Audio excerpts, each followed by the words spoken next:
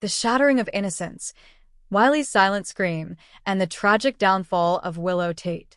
In the tumultuous world of Port Charles, where mob wars, long-lost twins, and corporate takeovers are the daily bread, the most profound tragedies are often not the ones that end with a bang, but those that begin with a whisper.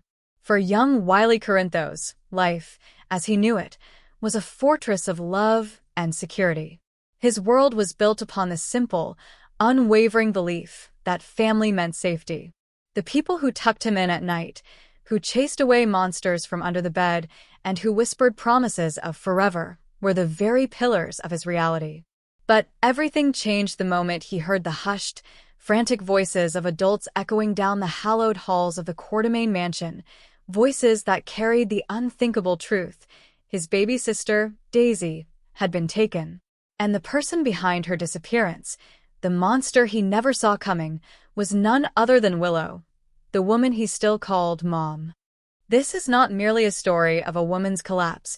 It is the harrowing chronicle of the unraveling of a child's sense of safety, a foundational crack in Wiley's emotional development whose aftershocks will linger for years.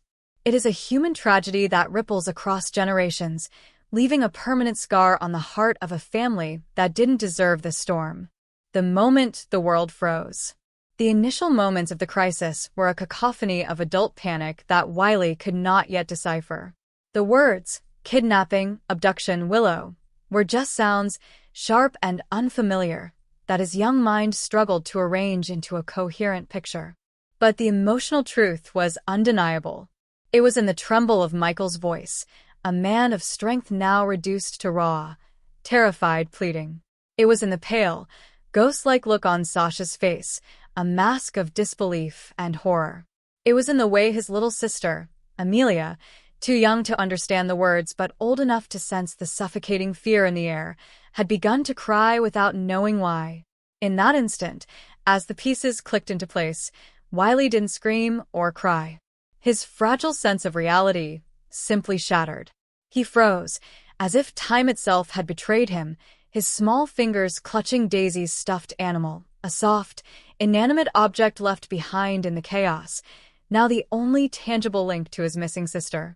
He held on to it as if its familiar texture could reverse what had happened, as if squeezing it tight enough could rewind the clock and bring Daisy back to her crib.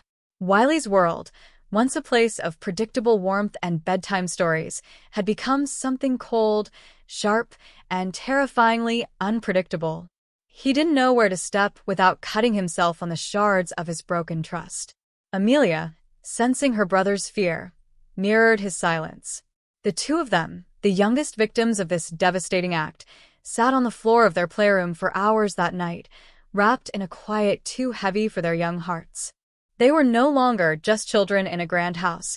They were two small shadows in a mansion that suddenly felt cavernous and empty, tightly bonded not by play, but by a shared confusion and loss, a trauma that was not their fault, but which would now define their daily lives. The fallout, a child's silent breakdown. In the days that followed, the signs of Wiley's emotional unraveling became painfully clear. For days, he refused to speak Willow's name. The word, Mom, once a source of comfort, was now a poisoned syllable he could not bring himself to utter. When Michael, his own heartbreaking, gently asked him how he was feeling, Wiley would just shake his head. "I don't want to talk," he muttered once, his voice dry and brittle, before retreating back into his fortress of silence. He stopped eating much. He didn't sleep.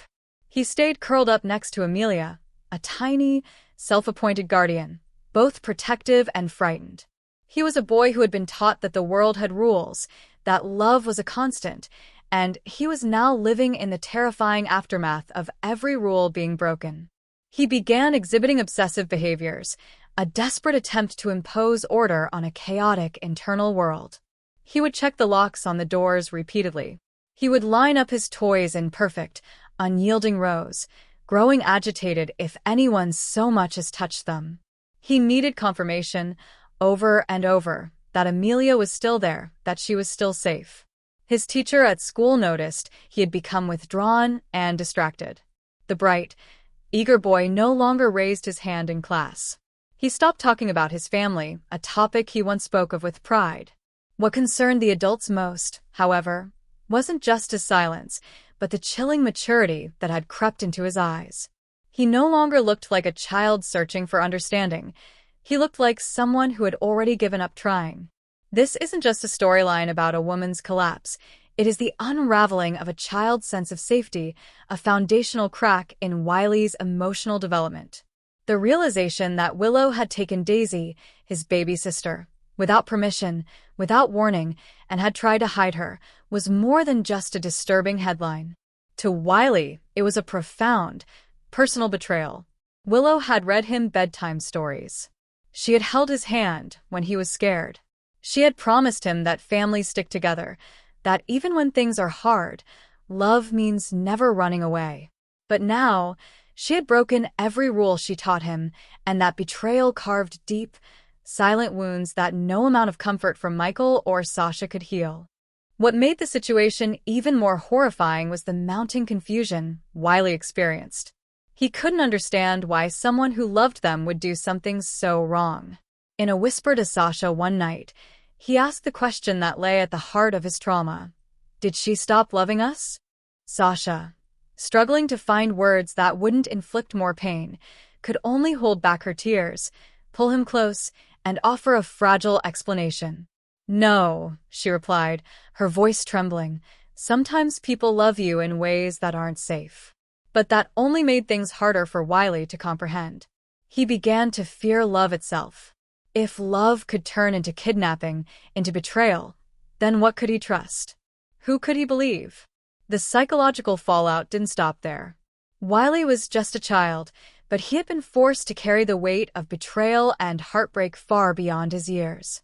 And as the world moved on, as courtrooms filled and headlines changed, he remained frozen in the moment everything fell apart, a boy sitting at a window, staring into a sky that no longer looked blue, waiting for a mother who would never return the same way again. A family fractured, the ripple effect of betrayal. Willow's catastrophic act sent a shockwave through the entire Quartermain and Corinthos families, forcing every adult around Wiley to confront their own emotional collapse. The household, once a bastion of albeit complicated love, was now held together by a fraying thread, and Wiley felt it unravel with every passing day. Michael was overwhelmed with a toxic cocktail of rage and grief.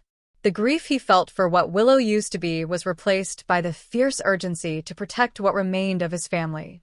He was a father on a mission, trying to shield his son from a truth too terrible to fully absorb. He once tried to preserve Willow's dignity in the face of their breakup, but that dignity died the moment she stepped into Daisy's nursery, lifted the baby from her crib, and walked out into the night like a phantom chasing a fantasy of motherhood that no longer existed. Now, his sole focus was on his son, on trying to piece back together the shattered fragments of Wiley's world. Carly, a woman who knows from her own past what happens when children are raised in a vortex of lies and betrayal, stepped into the role of both shield and sword. She has become the relentless protector, pressing the court to act swiftly and firmly. She has pushed for Daisy to be officially recognized as a victim of emotional endangerment and demanded that Willow receive a full psychological profile. She refuses to allow even supervised visitation until the court determines that Willow is mentally sound, a determination that, given the severity of the case, may never come. For Carly, this is no longer just about defending Daisy. It is about undoing the emotional damage inflicted on all three children and ensuring it can never happen again. Sasha, meanwhile, found herself in an agonizing position. She had to grapple with the emotional whiplash of nearly losing Daisy while also confronting the grief of losing someone she once considered family. She was unable to fully process how the woman she once trusted had tried to steal her child. Every person touched by this saga is now being forced to confront their own sense of what safety and forgiveness mean. The end of an era. Willow's inevitable exit. As the weeks passed, what began as subtle instability in Willow has now transformed into undeniable criminality. The quiet, suburban calm that once defined her days as a mother is now replaced by courtrooms, psychological evaluations, and headlines that paint her as a danger rather than a caregiver. In the aftermath of Daisy's abduction, a crime so steeped in emotional delusion and psychological fracture, Willow is no longer seen as the soft-spoken woman who tried to survive trauma. She is now the cautionary tale whispered in hushed tones, the name children recoil from, and the shadow that haunts Wiley's and Amelia's once innocent dreams. After weeks of speculation, mounting evidence, and emotional unraveling, Willow will officially be arrested for the abduction of Daisy, marking a final, irreversible turning point in her tragic arc. Sources close to production have indicated that Willow's arrest will serve as her final on-screen appearance, closing the chapter with dramatic and heartbreaking force. The decision to write Willow off in such a tragic way underscores the show's commitment to high-stakes storytelling, even when it involves letting go of a central character. For viewers who have followed Willow's journey, from school teacher to mother, to bone marrow transplant survivor, and eventually to a woman fighting to hold her family together, this fall from grace is emotionally staggering. Her slow psychological decline, exacerbated by betrayal, loss, and perceived injustice, pushed her to act out in ways no one could have predicted. When she abducted Daisy, it wasn't just an impulsive act, it was the culmination of months of emotional erosion. Her deluded belief that Daisy rightfully belonged with her, her bitterness towards Sasha, and her inability to accept Michael's rejection combined into a perfect storm of delusion. And now, the consequences are real, and they are permanent. As Willow is taken into custody, the visual is haunting. Gone is the gentle mother cradling her child. In her place stands a woman undone by her own choices, haunted, unrecognizable, and alone. The arrest is not simply the end of a storyline, it is the beginning of a permanent stain on her legacy. The community of Port Charles will never look at her the same way again, and more importantly, neither will her children. The real prison for Willow has already been built. It lives in Wiley's silence, Amelia's fear, Michael's rejection, and Carly's defiance. These are the bars she cannot escape. And still, the fallout continues. In the community, whispers have begun. Parents keep their children closer. Teachers have noticed Wiley's withdrawn behavior and increased outbursts of anger. This harrowing conclusion not only brings Willow's storyline to a devastating close but also signals a major shift for the show itself.